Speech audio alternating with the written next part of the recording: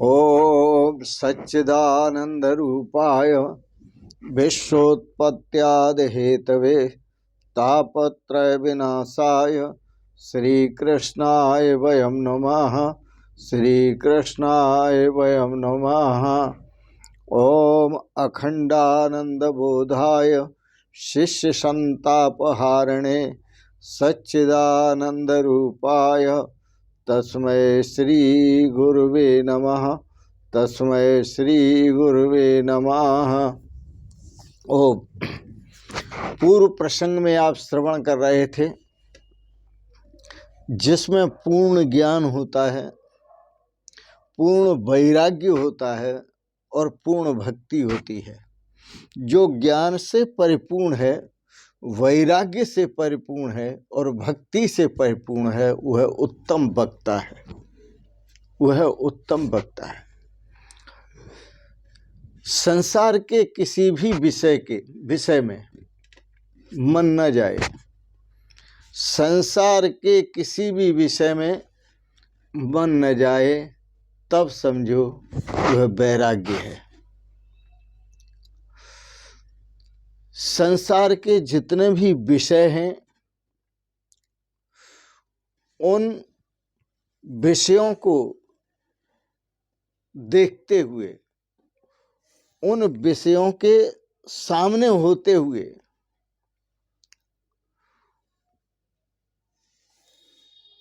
वह विषय उपस्थित हों, प्राप्त हों, फिर भी उनमें मन न रमे, तब समझना कि ये पूर्ण वैराग्य है। बिना वैराग्य के न तो ज्ञान दृढ़ होता है, न भक्ति ही दृढ़ होती है। बिना ज्ञान के, बिना वैराग्य के न ज्ञान शोभित होता है, न भक्ति शोभित होती है।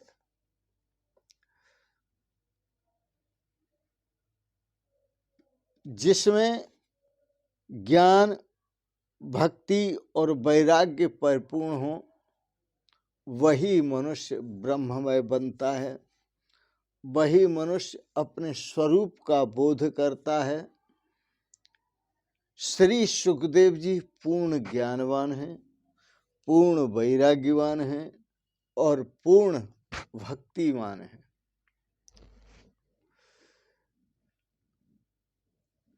कोई ज्ञानी है और उसका हृदय यदि प्रेम, कृष्ण प्रेम में, भगवत प्रेम में रसबोर नहीं है, कृष्ण के लिए, भगवान श्री कृष्ण के प्रति, भगवान श्री राम के प्रति, भगवान श्री शिव के प्रति दिल न पिघले, तो समझो वह ज्ञानी नहीं है। जिनका इन देवों के प्रति दिल पिघले और प्रेम उमड़े, हृदय में प्रेम भरे, हृदय प्रेम से परिपूर्ण हो, वह ज्ञानी काम का है, वह भक्त भी काम का है, वह वैराग्यवान पुरुष भी काम का है। उसे निश्चित ही लक्ष्य की प्राप्ति होगी। राजा परीक्षित श्री सुखदेव जी से पूछते हैं, जिसकी मृत्यु समीप आ गई है, उसे क्या करना चाहिए?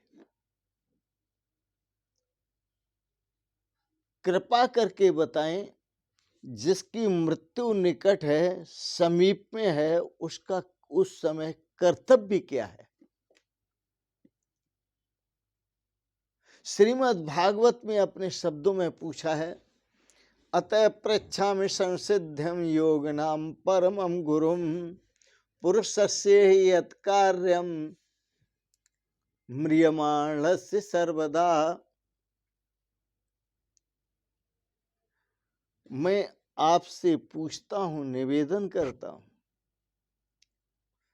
जिज्ञासा प्रकट कर रहा हूं कि जिसकी मृत्यु निकट आ रही है, आ गई है, जिस मनुष्य की मृत्यु निकट आ गई है, उसको क्या करना चाहिए और उसका कर्तव्य क्या है। श्री सुखदेव जी राजा परीक्षित से कहते हैं, राजन, तूने बहुत अच्छा प्रश्न किया है, बहुत अच्छा। अंत काल में चित्त भटकता है, क्योंकि कफ, वात, पित्त ये क्या है, ये जब बढ़ जाते हैं, कभी कफ बढ़ जाता है, कभी वात रोग बढ़ जाता है, कभी कफ रोग बढ़ जाता है और कभी पित्त रोग बढ़ जाता है। उस समय व्यक्ति परेशान होता है, उसका चित्त कार्य नहीं करता, स्थिर नहीं रहता, और उस अवस्था में जो मृत्यु की वेदना है वो भी अपार है। मृत्यु की वेदना भी भयंकर होती है, जिससे वह घबराता है, और उस समय बचाने वाला कोई नहीं होता।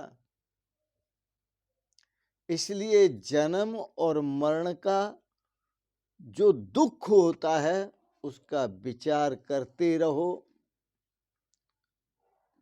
और मृत्यु की तैयारी करो, उसका स्वागत करो।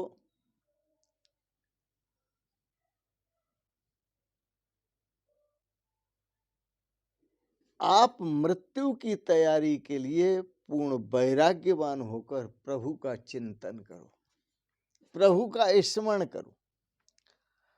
संसार के पद का, पदार्थ का, वस्तु का, व्यक्ति का, अवस्था का, संपत्ति का, पारिवारिक जनों का, सबका, इन सबका चिंतन न करते हुए प्रभु का चिंतन करो।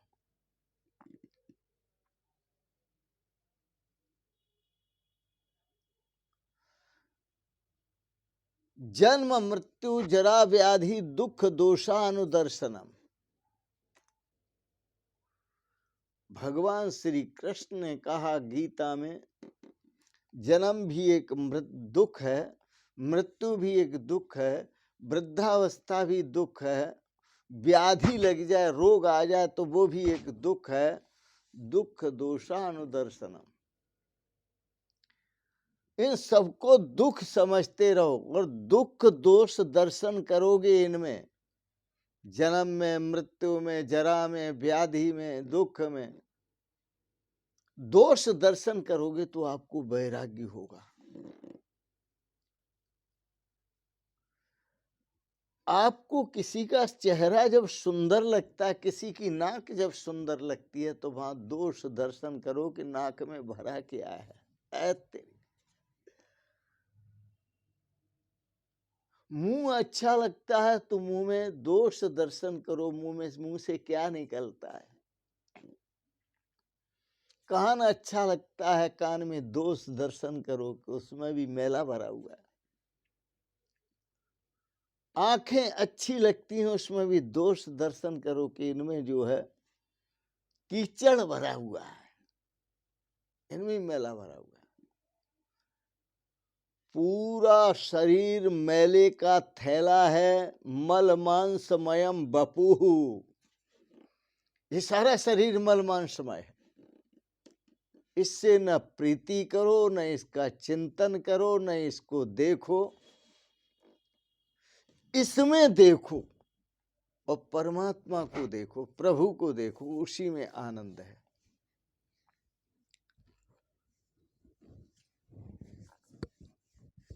जब व्यक्ति दुखी होता है मृत्यु के समय में, वो चाहता है कि जल्दी दम निकल जाए, लेकिन उसका दम निकलता नहीं। प्राण छूट जाए लेकिन छूटते नहीं। व्यक्ति सोचे, समझे,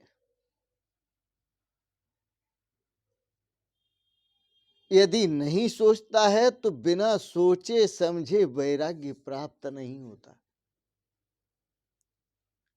इसलिए मृत्यु की तैयारी करो। वैराग्य उत्पन्न नहीं हो सकता बिना सोचे समझे, बिना विचार किए।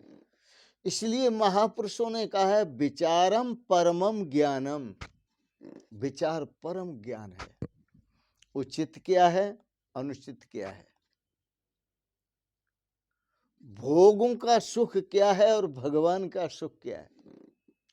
जितना भी भोगों का सुख है वो सब टेम्परेरी है, और जो भगवान का सुख है वो परमानेंट है। अब ये निर्णय आपको लेना है कि आपको टेम्परेरी सुख चाहिए कि परमानेंट सुख चाहिए। टेम्परेरी सुख चाहिए तो भोगों का चिंतन करो, और यदि परमानेंट सुख चाहिए, अक्षय आनंद चाहिए, तो प्रभु का चिंतन करो, परमात्मा का चिंतन करो। कई बार व्यक्ति बैठे बैठे सोचता रहता है भगवान का भजन करेंगे जब अनुकूल समय होगा। वृद्धों को कहो भैया भगवान का भजन करो, बोले महाराज जी एक बेटी और है, शादी के लिए शादी कर लें उसके बाद भजन करेंगे। कोई कहता है एक बेटा और है, उसकी शादी कर लें तब भजन करेंगे। भजन के लिए अनुकूल समय न देखो, और न कभी होगा अनुकूल समय, न कभी आपसे पाप छूटेंगे। ये पाप आपको रोक देते हैं, पाप आपको रोक देते हैं। इसलिए भजन के लिए अनुकूल समय की प्रतीक्षा न करो। वर्तमान में जो समय है, इतना सुंदर समय आगे मिला न मिला कुछ पता नहीं। इसलिए भजन को कभी पर मत छोड़ो, भजन अभी करो। अन्य कार्य अन्य काम तो कभी पर छोड़ दो, लेकिन भजन कभी कभी पर मत छोड़ो, अभी करो। मैं आपको एक सुंदर दृष्टांत देता हूं। समुद्र के किनारे समुद्र में स्नान करने के लिए एक व्यक्ति गया। वो भी बड़ा समझदार था आपकी तरह, और जाकर समुद्र के किनारे बैठ गया। उसको काफी देर हो गई, बैठे बैठे बैठे बैठे घंटों हो गए। कोई मन चले संत प्रभु के भक्त वहां घूमते हुए आए, कहने लगे भैया तुम्हें मैं इस समुद्र के किनारे बहुत देर से बैठा हुआ देखता हूं, तुम क्या सोच रहे हो। वो व्यक्ति कहने लगा कि महाराज जी मैं ये सोच रहा हूं कि समुद्र में जो इतनी बड़ी बड़ी लहरें उठ रही हैं, तरंगे उठ रही हैं, ये शांत हो जाए तब मैं स्नान करूं।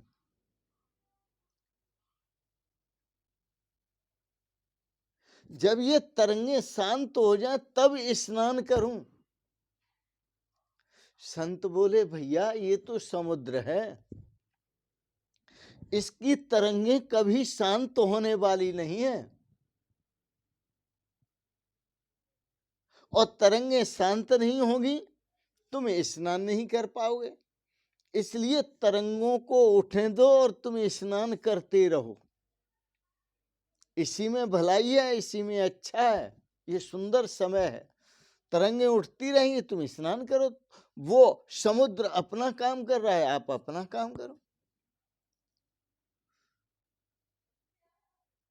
प्यारे भाई और बहनों, इसी तरह ये संसार एक समुद्र है,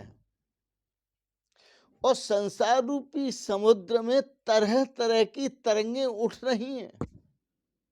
आपके मन में, आपकी बुद्धि में, आपके ख्यालों में, आपके विचारों में आप सोचते हैं कि ये शांत तो हो जाए तरंगे, ये शांत तो हो जाए तब हम भजन करेंगे। तो उस व्यक्ति की तरह बैठे रहोगे लेकिन स्नान नहीं कर पाओगे। आप भी बैठे रहोगे लेकिन भगवान का भजन नहीं कर पाओगे, सोचते रहोगे, झंझट में पड़े रहोगे। इसलिए साधकों को चाहिए कि जो समय है, घड़ी दो होती है, एक दीवाल घड़ी होती है, एक हाथ की घड़ी होती है। दीवाल घड़ी भी समय बताती है और हाथ की घड़ी भी समय बताती है, पर विशेष प्रयोजन दीवाल की घड़ी से नहीं है, हाथ की घड़ी से प्रयोजन है। मेरे कहने का अभिप्राय, समय तो बहुत है और अब तक चला आ रहा है, लेकिन उस समय का सदुपयोग करो जो समय तुम्हारे हाथ में है, जो घड़ी, जो क्षण, जो पल तुम्हारे हाथ में है। आप क्षण क्षण प्रभु का स्मरण करें, पल पल प्रभु का स्मरण करें, हर घड़ी प्रभु का चिंतन करते रहें। इसी में आनंद है, इसी में रस है, इसी में प्रेम है और इसी में आपका श्रेय और सौभाग्य है। इन शब्दों के साथ ही आपके सौभाग्य की सराहना करते हुए, आपके प्रति अनंत मंगलमयी शुभकामनाएं करते हुए, आपको बहुत बहुत आशीर्वाद, बहुत बहुत प्रणाम। प्रणाम। शिवोहम शिवोहम शिवोहम।